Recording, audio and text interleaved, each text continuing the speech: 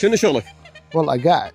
عاش ايدك والله شغله محترمه. قاعد ها؟ ماكو نوم من عشيات للصبح. هاي بس نوم. بس نوم ليل ونهار. شو وين تروح؟ لا مو انت ابو من؟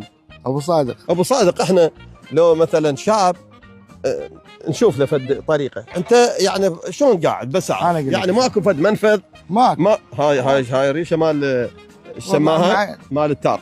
اي ليش قاعد؟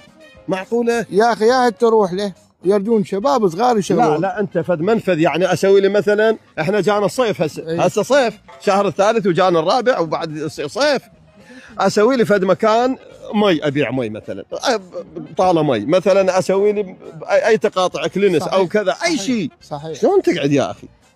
شو اسمه هذا؟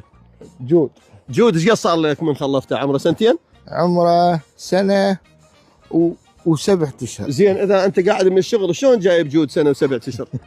لا غير نعرف يا حاجيك الصدق. عنده راتب مال رعايه عايش منه. اي مو صحيح. مو صحيح. شو تسوي؟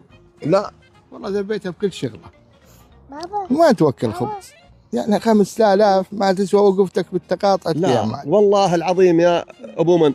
ابو صادق. يا ابو صادق المحترم والله العظيم مو ال5000 ما تسوى، الالف يسوى، لان الالف له قيمه بالحلال. انت صحيح. رجل مجاهد وطيب ومحترم وانا مثلك يعني هم احنا بالفقر وبالجوع وبهاي مناطقنا احنا عشنا بها الشعبيه صعبه.